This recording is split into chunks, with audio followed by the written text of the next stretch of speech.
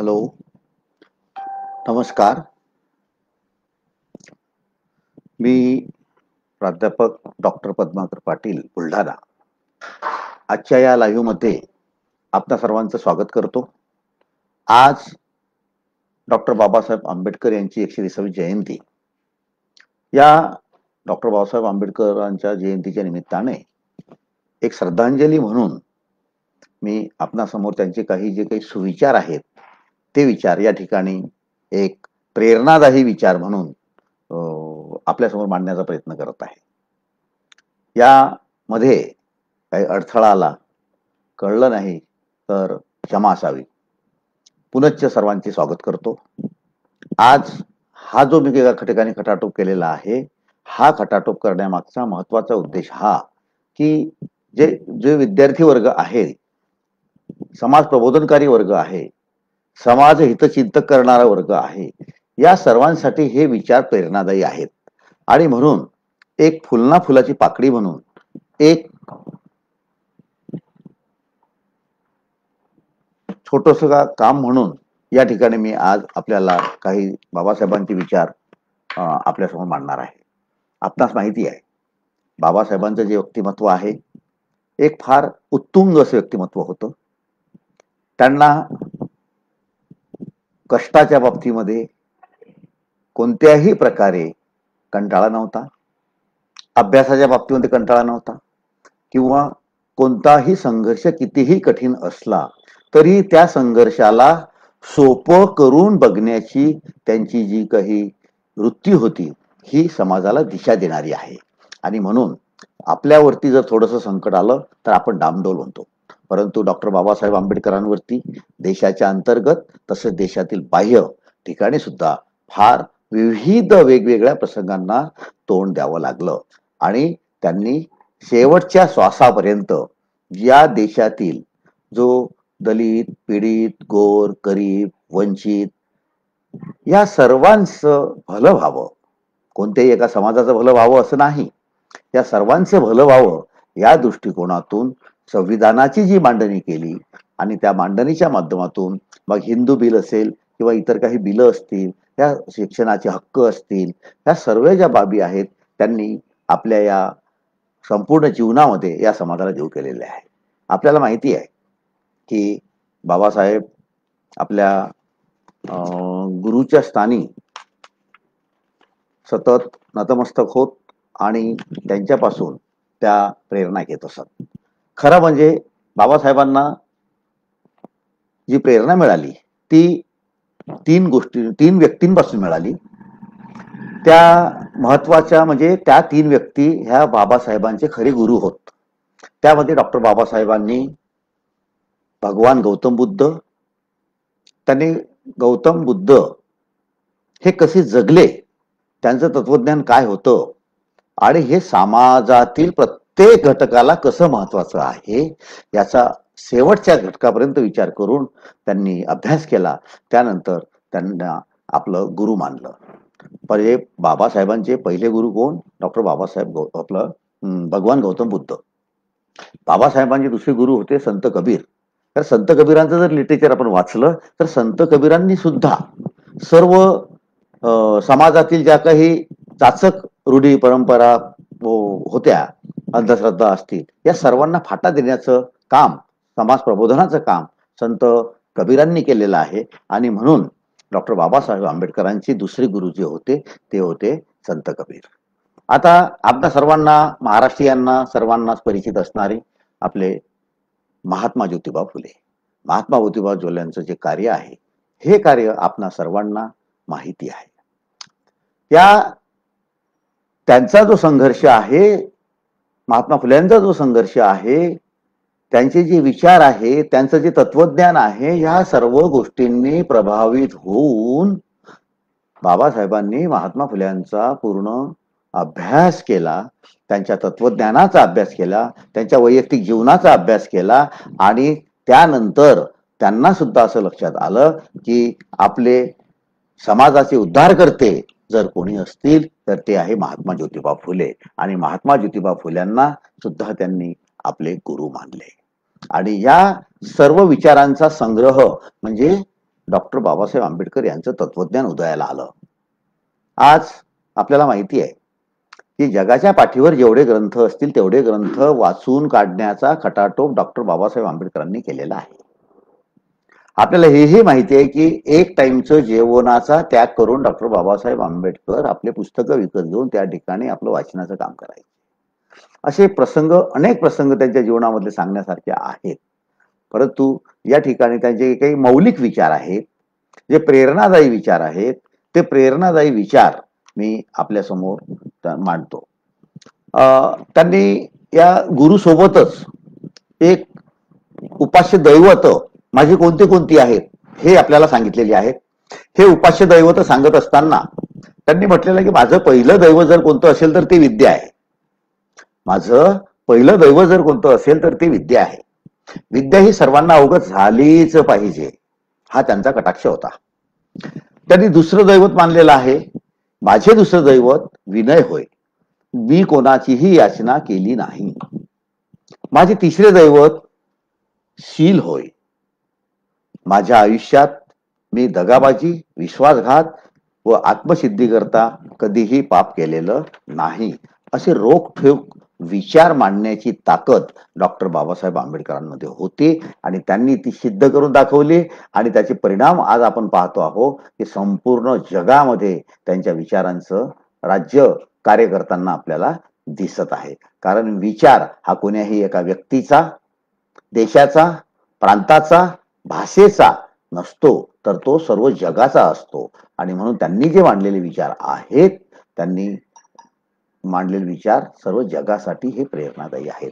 म्हणून अशाच काही विचारांपैकी एक प्रेरणा देणारे काही विचार आहेत, ते आपण या ठिकाणी त्याचं वाचन करणार आहोत.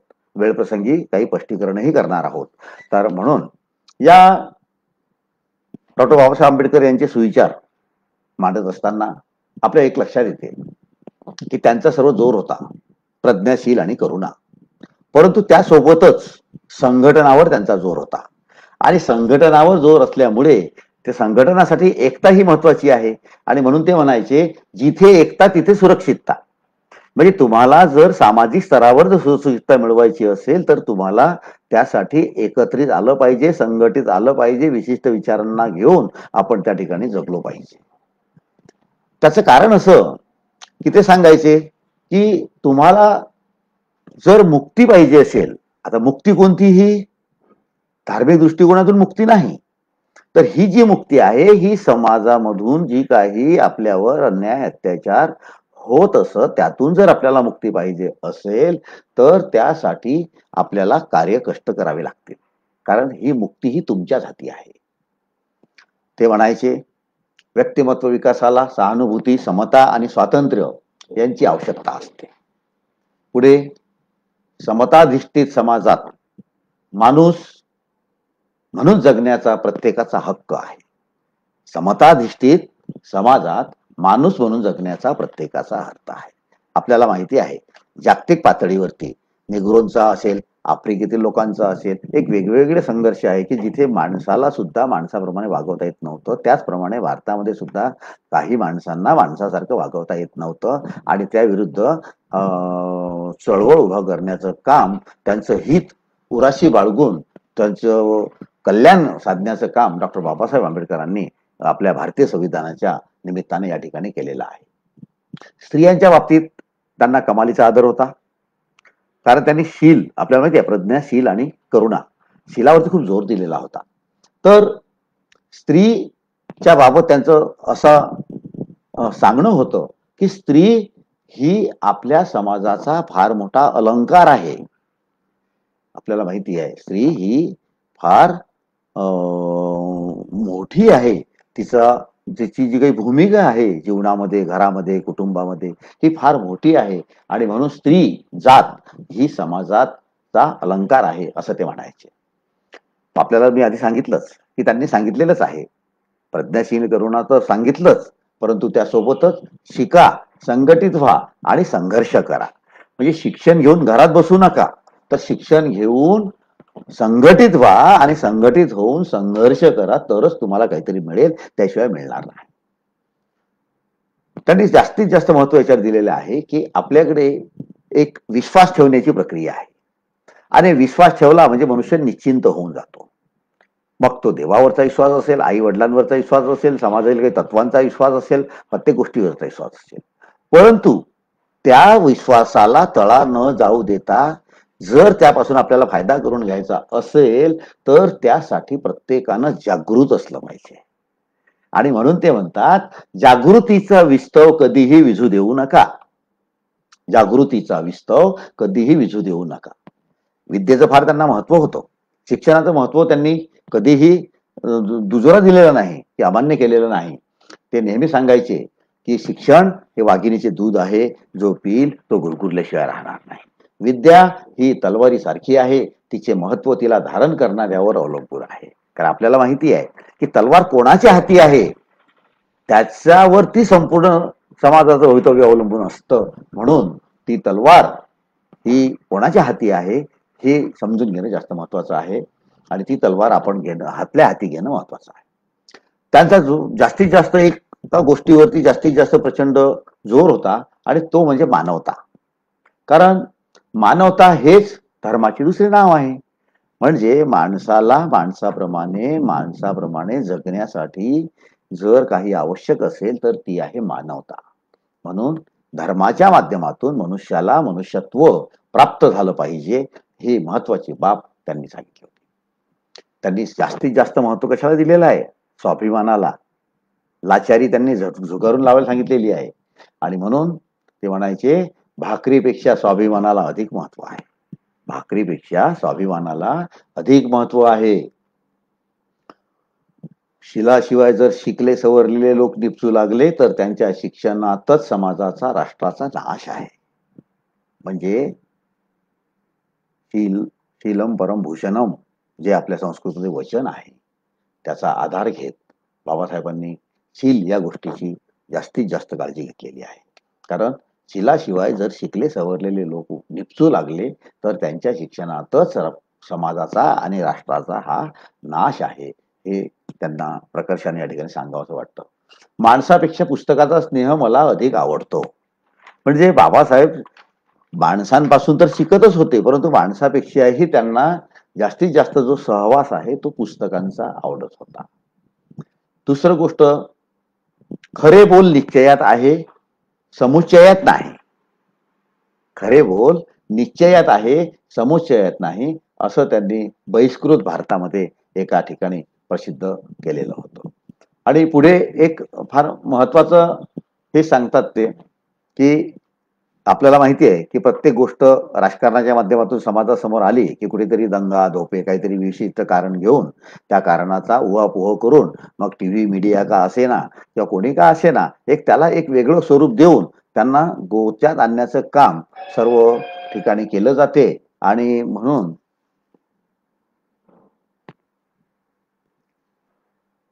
एंड झाला का व्हिडिओ? एंड लाईव्ह व्हिडिओ म्हणते. हॅलो हॅलो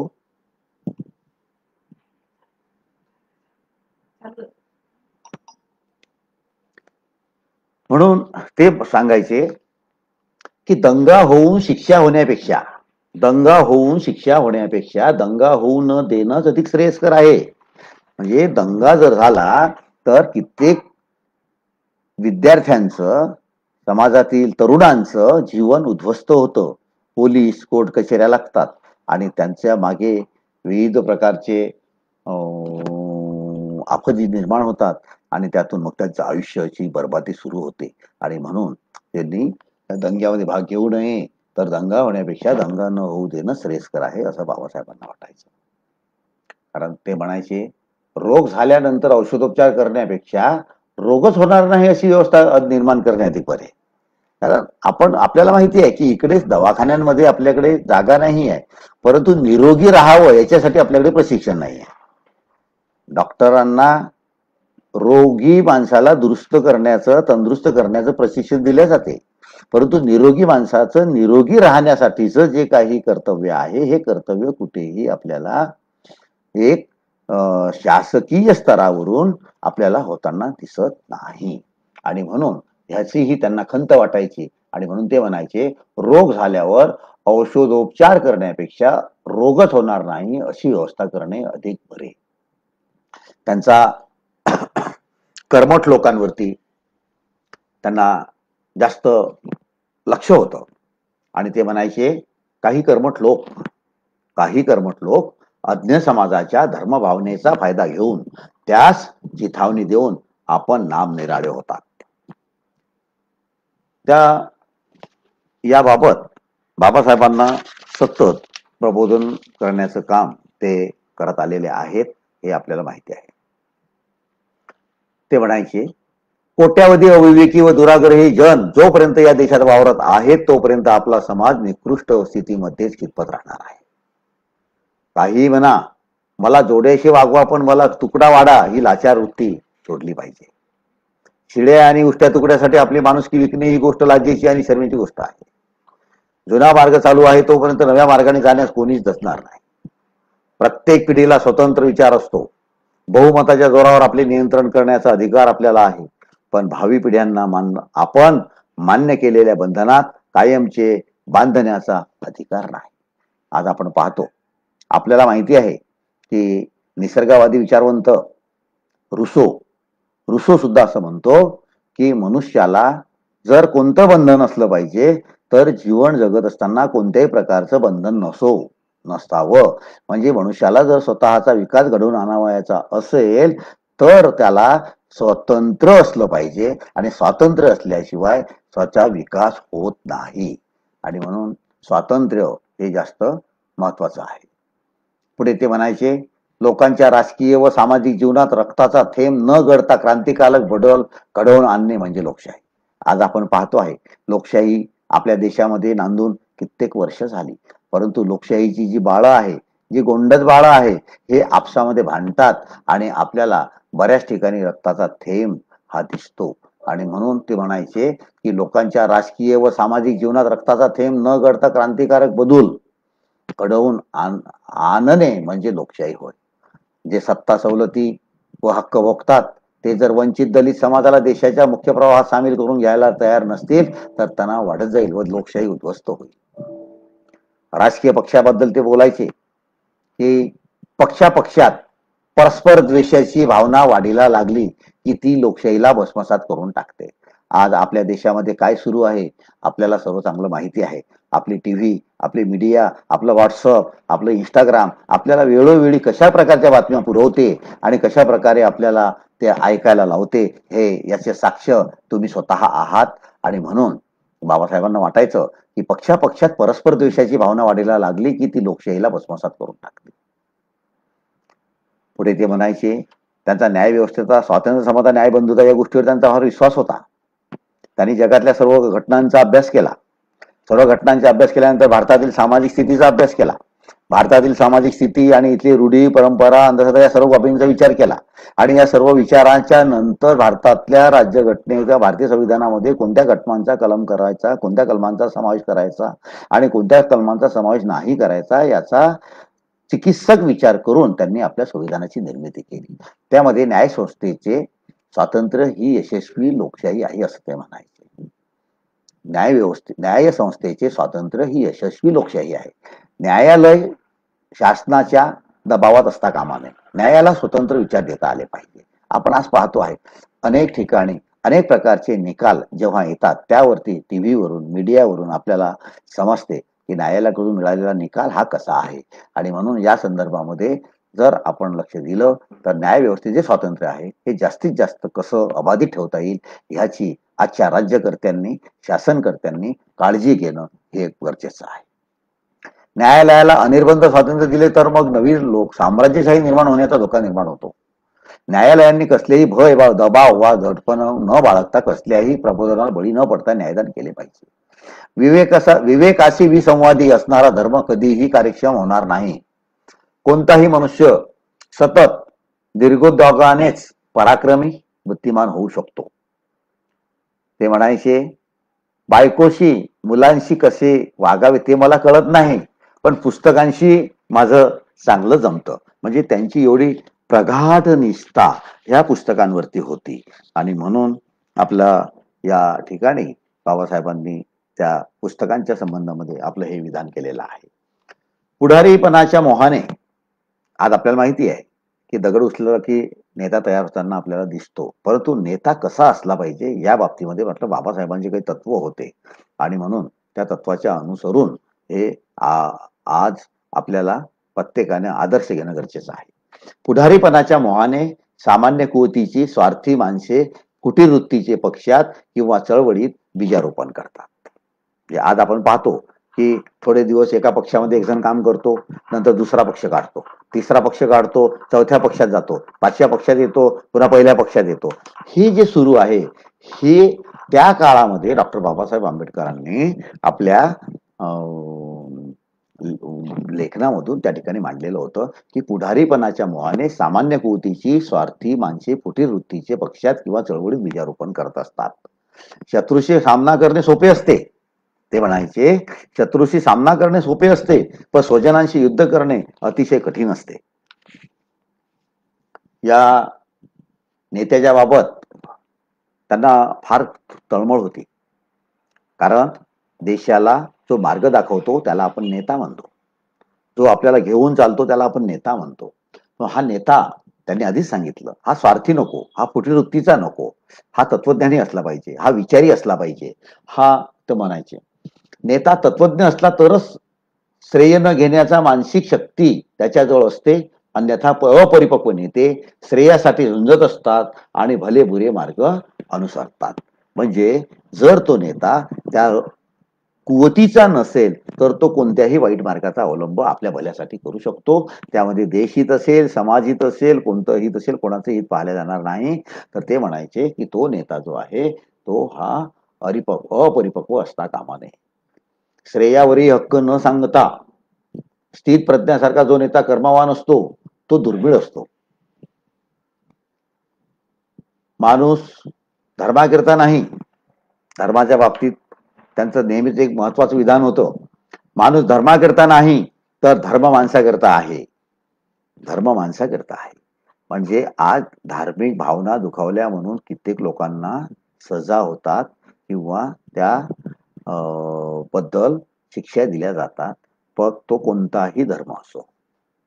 म्हणून कोणत्याही धर्माने हे लक्षात ठेवलं पाहिजे की माणूस धर्माकरिता नाही तर हा धर्म जो आहे हा माणसाकरिता आहे.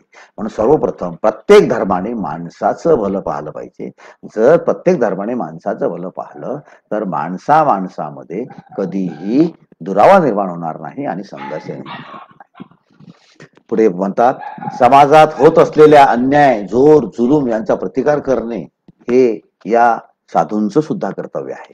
जर समाजामध्ये काही अन्याय होत असतील तर त्या विरोधामध्ये सुद्धा संत लोकांनी आवाज उठवला पाहिजे, कारण बाबासाहेबांचाही सुद्धा त्यावरती विश्वास होता की समाज प्रबोधनाचं काम जे संत लोक करतात ते संत लोक एक चांगल्या प्रकारचं काम करतात. म्हणून जर अन्याय अत्याचार जर होत असेल तर त्या ठिकाणी साधू संतांनी सुद्धा आपले लक्ष घातलं पाहिजे. आपापले पक्षभेद बाजूला सारून फेडरेशनच्या योजनेचा गंभीर विचार केला पाहिजे आणि देशाला संभाव्य संकटातून वाचवले पाहिजे. ते म्हणायचे, एक व्यक्ती तुमची मुक्ती करणार नाही या भ्रमात राहू नका. तुमची मुक्ती ही तुमच्या हातात आहे.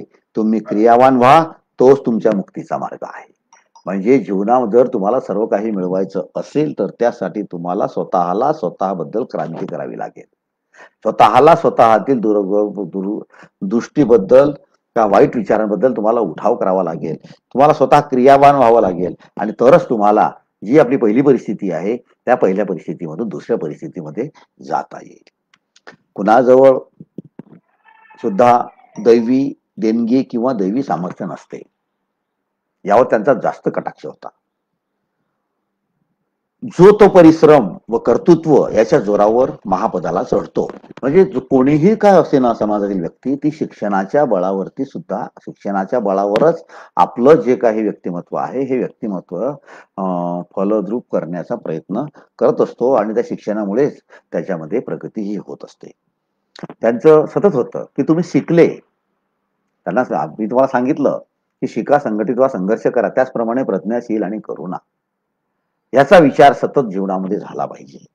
आणि या शिकलेल्या लोकांनी सुद्धा घरी स्वस्त बसायचं नाही आहे, तर ते सांगायचे, झगडा, आणखी सगळा, त्याग करा, आणखी त्याग करा, त्यागाची आणि हालाची पर्वा न करता एकसारखी लढाई चालू ठेवाल तरच तुम्ही मुक्त व्हाल.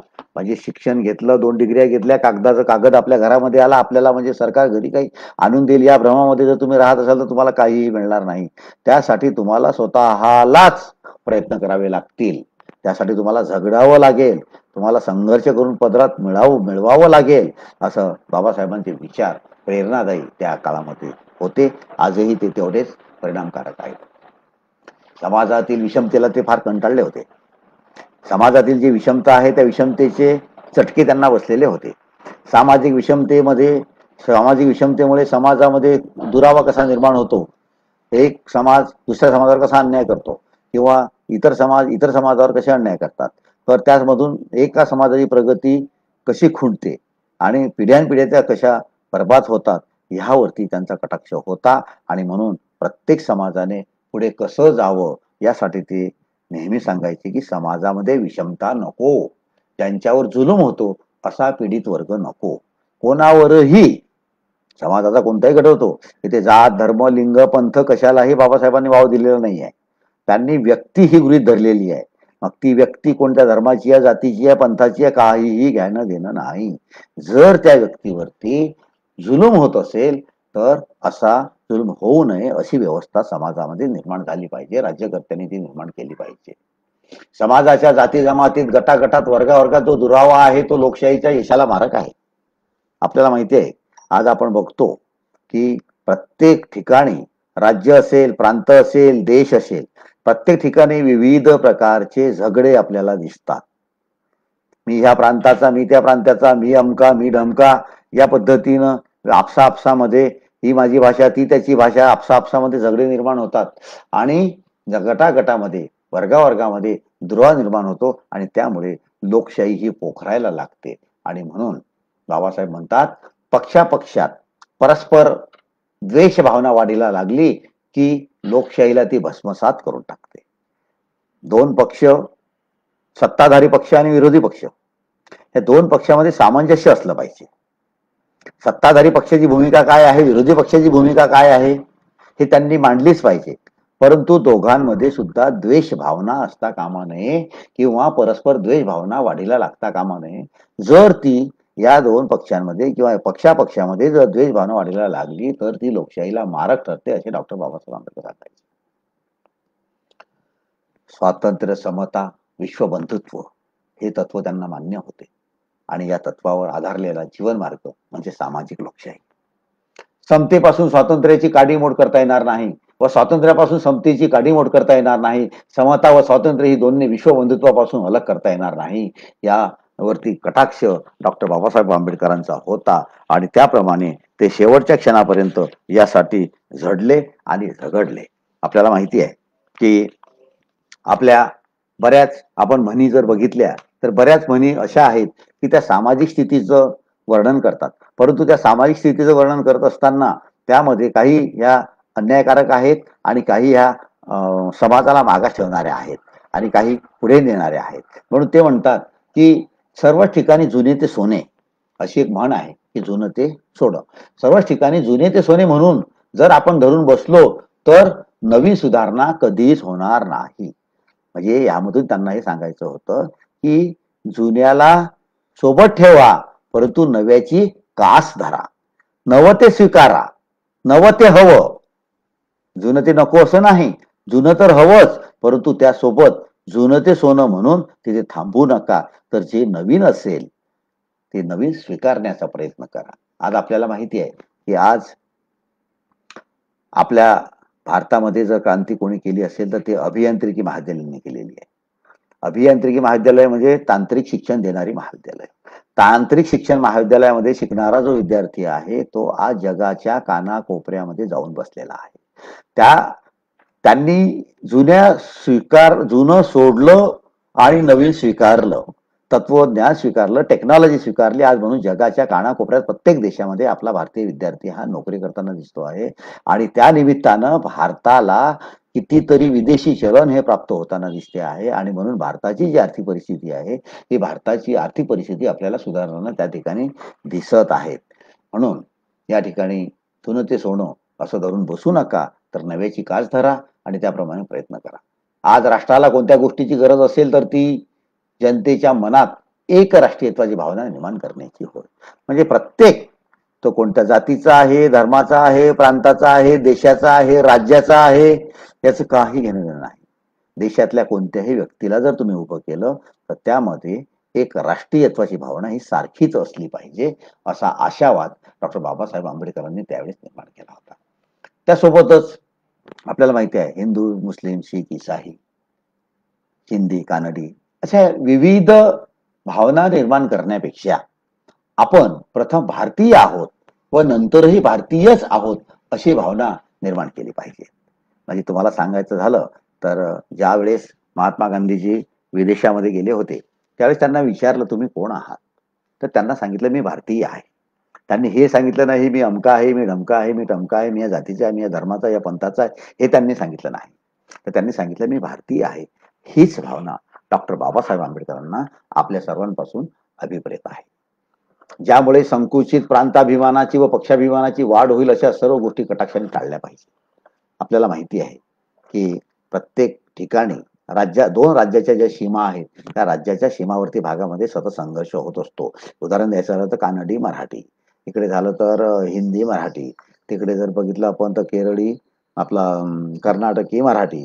तर अशा विविध प्रकारे आपल्याला हे संघर्ष उद्भवतात आणि त्या ठिकाणी विकासापासून त्या प्रांतातील लोकांना विकासापासून आपल्याला राहावं लागतं. भक्ती मार्गाच्या बाबतीमध्ये बाबासाहेबांचं म्हणणं होतं की भक्तीच्या गुलाम्याने माणुसकीला किंमत येते असं नाही. म्हणजे आपल्याला जर प्रगती करून घ्यायची असेल तर ती जागृती आणि त्यातून भक्ती या मुलाम्याने आपण आपलं जीवन हे लक्ष दिलं पाहिजे. आपल्याला या प्रसंगानं जर काही गोष्टी सांगायच्या झाल्या तर त्या आपल्याला भरपूर सांगता येतील, परंतु बाबासाहेबांचं जीवन हे ओतप्रोत प्रसंगांनी भरलेलं आहे आणि त्यामुळे बाबासाहेब सतत एक पहिल्या घटकापासून तर शेवटच्या घटकापर्यंत प्रत्येकाच्या चिंतनाचा विचार करीत असत, भल्याचा विचार करीत असत. आणि हेच आज प्रत्येक बाबासाहेबांच्या अनुयायी हा कोणी जातीचा, धर्माचा, पंथाचा असत नाही. अनुयायी हा ज्यांना डॉक्टर बाबासाहेबांचे, आंबेडकरांचे विचार अभिप्रेत आहेत, ज्यांना ते आवडलेले आहेत, त्याला आपण अनुयायी असं म्हणतो. म्हणून या प्रत्येक अनुयायापासून हीच अपेक्षा आहे. आम्हाला असे सरकार हवे आहे की ज्यातील सत्ताधारी लोक आपल्या डोळ्यासमोर फक्त देशाचे हित ठेवतील. आज आपण पाहतो की प्रत्येक सत्ताधाऱ्याचा जर आपण अभ्यास केला तर प्रत्येक सत्ताधाऱ्यापुढे देशाचं हित किती आहे आणि आपलं हित किती आहे या संदर्भामध्ये आपल्याला स्वतः प्रत्यक्षपणे तुम्हाला त्या ठिकाणी लक्षात येईल. त्यांनी सांगितलं होतं, त्यांना माहिती होतं की आपल्या भारत देशामध्ये एक महापुरुष झाला की त्या महापुरुषाला देवत्व चढवलं जातं आणि देवत्व चढवलं की त्या ठिकाणी त्यांचा पुढचा विकास हा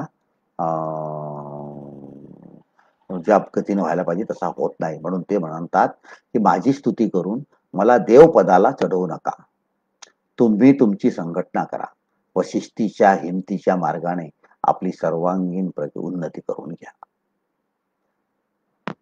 ऐक्य वाढवा, दुही मोडून टाका. आपल्यामध्ये दुहीचे व्यसन वाढत आहे. दैवावर अवलंबून न राहता आपल्या मनगटाच्या जोरावर आपले भवितव्य घडविण्याच्या कामाला लाग. तुमचा उद्धार करून घ्यायचा असेल तर तुम्ही जुन्या कल्पनांना अजिबात फाटा दिला पाहिजे. अनुयायांनी नेत्याला देव बनवू नये. पुन्हा ते म्हणतात, अनुयायांनी नेत्याला देव बनवू नये, तर त्यांचे विचार घेऊन आपण कार्य केलं पाहिजे असं ते म्हणतात. ते म्हणतात, जोपर्यंत तुमच्यात सामर्थ्य नाही तोपर्यंत तुम्हाला व तुमच्या भावी पिढीला आजच्या दिनवाण्या स्थितीत दिवस काढावे लागणार नाही. जो सर्वस्वी स्वाधीन आहे तोच माणूस स्वतंत्र आहे असे मी समजतो. पुढे ते म्हणतात, जो धर्म अशिक्षितांना अशिक्षित राहा व निर्धनांना निर्धन राहा अशी शिकवण देतो तो धर्म नसून ती शिक्षा आहे. लोकांचे बरे कशात आहे, वाईट कशात आहे हे जो निर्भयपणे लोकापवादाची पर्वा न करता मांडतो त्याला मी पुढारी समजतो. म्हणजे पुढाऱ्याला कोणाचीही भीती असता कामा नये. लोकभय त्याला असता कामा नये. त्याला जे मांडायचं आहे त्याने निर्भयपणे मांडलं पाहिजे. त्यालाच आपण नेता म्हणतो असं डॉक्टर बाबासाहेब आंबेडकर म्हणायचे. आणि आश्रय कशाचा घ्यायचा, तर सत्याचा आश्रय घ्यायचा. मग तुम्ही एखादा संघर्ष करत असाल, कायद्याचा संघर्ष असेल किंवा एखादं काही तुमचं मागणी असेल, तर त्यासाठी सत्याचा आश्रय करा. दुसऱ्या कोणाला शरण जाऊ नका. दुसऱ्या कोणाला शरण जाऊ नका असं बाबासाहेब म्हणायचे, की त्याची जी सत्य बाजू आहे ती ताऊन सलागून तुम्ही बघितली पाहिजे आणि ताऊन सलागून बघून त्याप्रमाणे आपलं कार्य केलं पाहिजे. सार्वजनिक जीवनात आपल्या प्रामाणिकपणाची कोणी शंका न घेईल अशा दृष्टीने आपण आपली पद सांभाळली पाहिजे. सार्वजनिक जीवन जगत असताना आपला जो प्रामाणिकपणा आहे यावर कोणीही संशय घेता कामा नये असे ते म्हणायचे.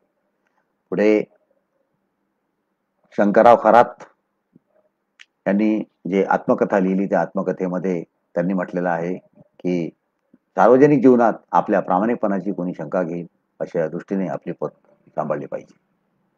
मनुष्य दीर्घोद्योगाने पराक्रमी व बुद्धिमान होऊ शकतो याच्यावर त्यांचा विश्वास होता. मनुष्याने सतत दीर्घोद्योगाने पराक्रमी व बुद्धिमानपणा हा जोपासला पाहिजे. मी जरी राजकारणात समाजकारणात पडलो असलो तरी मी आजन्म विद्यार्थी आहे. म्हणजे बाबासाहेब शेवटच्या श्वासापर्यंत विद्यार्थी होते आणि शेवटच्या श्वासापर्यंत त्यांच्यातला जो विद्यार्थीपणा आहे हा जागे होता आणि ते प्रत्येक प्रसंगातून, प्रत्येक घटनेतून, प्रत्येक कालानुसार वेळेतून ते शिक्षण घेत असत. मी माझ्या विद्यार्जनाच्या कार्यात खंड पडू देत नाही, कारण विद्यार्जन हे माझे दांडगे व्यसन आहे. विद्यार्जन हे माझे व्यसन आहे. त्यांनी सांगितलं व्यसन कोणतं आहे, तर पुस्तक वाचण्याचं व्यसन आहे. आपल्या कर्तव्याची जाणीव ठेवून झटून अभ्यास करा. आत्मविश्वासासारखी दुसरी शक्ती नाही. आत्मविश्वासाच्या बाबतीमध्ये तर डॉक्टर बाबासाहेब आंबेडकरांचा विचार घ्यायचा झाला तर डॉक्टर बाबासाहेब आंबेडकर आपला आत्मविश्वास हा सर्वांना वाढवायला सांगतात. पदव्या म्हणजे ज्ञान नसून शिक्षकाच्या मदतीशिवाय ज्ञानार्जन करण्यास जमविलेली साधनसामुग्री होय. विश्वविद्यालयाच्या पदव्या व बुद्धिमत्ता यांचा काहीही संबंध नाही असे ते म्हणायचे. विद्येचे शस्त्र असेल व शील नसेल तर तो माणूस विद्येच्या शस्त्राने दुसऱ्याचा घात करेल. विद्या ही तलवारीसारखी आहे, तिचे महत्व तिला धारण करणाऱ्यावर अवलंबून आहे. शिलाशिवाय जर शिकले सवरलेले लोक निपजू लागले तर त्यांच्या शिक्षणात समाजाचा व राष्ट्राचा नाश आहे. प्रसिद्धीची अपेक्षा न करता काम करणारी माणसे पाहिजेत. अन्यायाच्या प्रतिकारासाठी आपण लढलेच पाहिजे. या देशात प्रत्येक मनुष्य राष्ट्रवादाचा उदो उदो करीत असतो, पण कृतीने जात्यांधता पक्षांधता यांची आहारी गेलेला असतो. सत्य धुंडाळण्याच्या कामात माणसाला पूर्ण स्वातंत्र्य मिळाले पाहिजे हे आपल्या सिद्धार्थ कॉलेजचे ध्येय आहे. अध्ययन व अध्यापन म्हणजे यामध्ये संशोधन हे आलेच. या तीन गोष्टी खेरीज प्रोफेसरांनी कोणतेही काम करू नये. अध्ययन, अध्यापन आणि संशोधन या तीन गोष्टीचं काम अध्यापकांनी करावं. त्याशिवाय चौथं काम कोणतंही करू नये असं डॉक्टर बाबासाहेब आंबेडकरांना वाटायचं. त्यांचं म्हणणं होतं की उपजत गुण असले तरी त्याचा विकास व्हावा लागतो. उपगत गुण प्रत्येक व्यक्तीमध्ये असतात, परंतु त्या उपजत गुणांना जर आपण चालना दिली नाही तर त्या मनुष्याचा विकास होऊ शकत नाही. आणि म्हणून ते म्हणतात लोकांप्रमाणे आम्हालाही स्वातंत्र्य असले पाहिजे. आम्हाला कोणाचीही परकीयांची वा स्वकीयांची गुलामगिरी नको आहे. साऱ्या जनतेला समजेल अशी हिंदी भाषा शिकली पाहिजे. पुढे जनतेची भवितव्य ठरविताना पक्षांना आणि पुढाऱ्यांना कसले महत्व देता. आपल्या प्रभावी वक्त्याने शत्रूची देखील मते बदलवू शकतो, तोच महापुरुष आहे. महापुरुषाच्या बाबतीत त्यांना म्हणायचं आहे की महापुरुष कोणाला म्हणायचं. आपल्या प्रभावी वक्त्याने शत्रूची देखील मते बदलवू शकतो, तोच महापुरुष आहे. तुम्ही भरपूर वाचन केले पाहिजे. रोज एक अर्धे पुस्तक वाचून संपवले पाहिजे. संपवण्याचा सराव केला पाहिजे. कारण डॉक्टर बाबासाहेब आंबेडकर नेहमी सांगा वाचाल तर वाचाल. डॉक्टर बाबासाहेब आंबेडकर नेहमी म्हणायचे वाचाल तर वाचाल. म्हणजे जर तुम्हाला ज्ञान नसेल तर तुम्ही तुमच्या जीवनामध्ये जगणार नाही, तुम्हाला लोक जगू देणार नाही. म्हणून नॉलेज इज पॉवर या उद्दिष्टानं तुम्ही वाचन हे केलंच पाहिजे. सर्व प्रकारची सामाजिक उन्नतीची गुरुकिल्ली म्हणजे राजकीय शक्ती हीच होय. नेहमी लढाई लढत राहणे म्हणजे युद्ध कौशल्य नव्हे.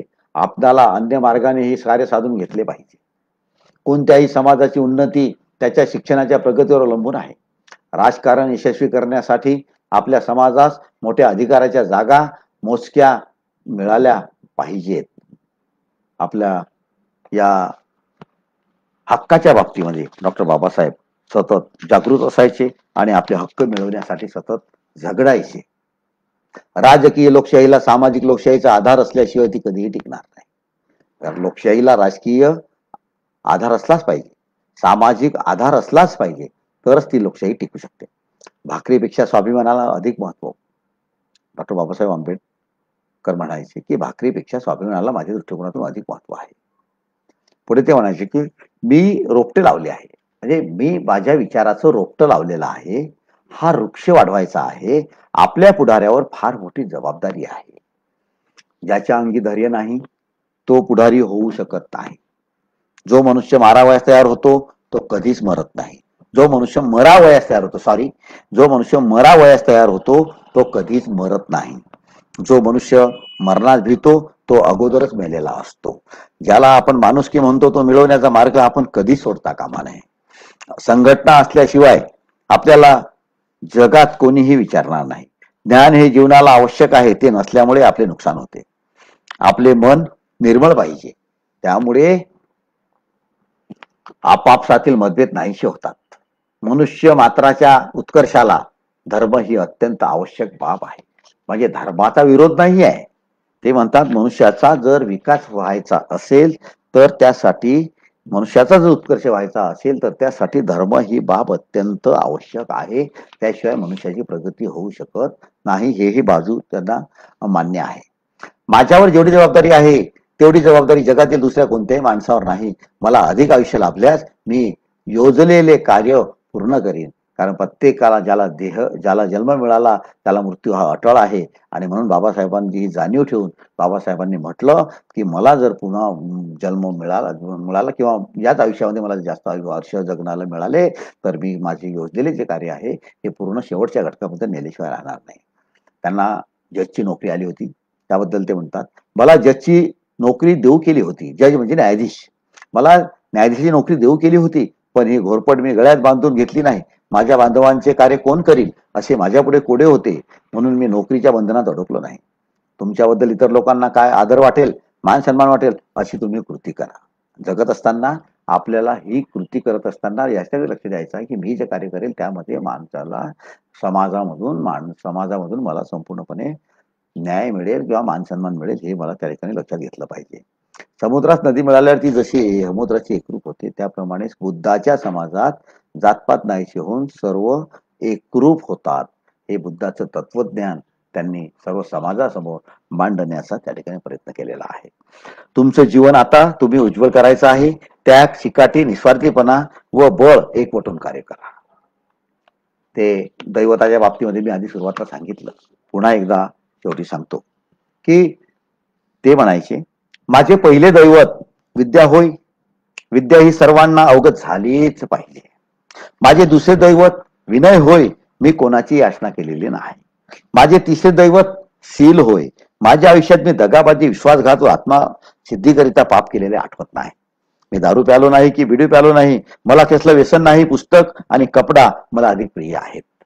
मानवता हेच धर्माचे दुसरे नाव आहे. भविष्याच्या गरजेसाठी वर्तमानातल्या विलासाचा त्याग करावयास लागणारे धैर्य पददलितांच्या जवळ नसते, म्हणून आयुष्याच्या शर्यतीमध्ये त्यांना मोठेपण मिळत नाही. ही खंत ही त्यांनी पददलितांबद्दल व्यक्त केलेली आहे. ज्या लोकांमध्ये आपला जन्म झाला त्यांचा उद्धार करणे आपले कर्तव्य आहे अशी ज्यांना जाणीव आहे ते धन्य होत. त्यांना हे म्हणायचं आहे तुम्ही कोणत्या लोकांमध्ये जन्माले आला ते महत्वाचं नाही, तर तुम्ही ज्या लोकांमध्ये जन्म आला त्या लोकांच्या ज्या काही समस्या असतील त्या समस्या दूर करून त्यांच्या जीवनाचा उद्धार करण्याचं कार्य प्रत्येकाने हे केलं पाहिजे. तो मग कोणत्याही धर्मात असो, कोणत्याही जातीत असो, कोणत्याही लोकांमध्ये जो जन्माला आलेला असो, त्यांनी आपला यासाठी ते कार्य केलंच पाहिजे असा आशावाद त्यांनी भावी तरुणांसाठी मांडलेला आहे. गुलामगिरीवर हल्ला चढवण्यासाठी जे आपले तन, मन, धन आणि तारुण्य कुर्बान करतात ते धन्य होय. गुलामगिरी तशी जात नाही. गुलामगिरीसाठी तुम्हाला तन, मन, धन हे अर्पण करावं लागतं, तारुण्य कुर्बान करावं लागतं, तरच गुलामगिरी ही हटवल्या जाऊ शकते. याची प्रचंड उदाहरणं आपल्या इतिहासामध्ये आहेत. आपल्याला माहिती आहे या देशामध्ये अनेकांनी आपल्या जीवनाचा त्याग केलेला आहे. आणि एवढं बोलून मी आज पुनश्च एकदा डॉक्टर बाबासाहेब आंबेडकरांना श्रद्धांजली अर्पण करून या ठिकाणी माझे 2 शब्द संपवतो. आपण ऐकले आणि मला साथ दिली त्याबद्दल मी आपले सर्वांचे आभार मानतो. धन्यवाद. जय हिंद, जय भीम, जय भारत.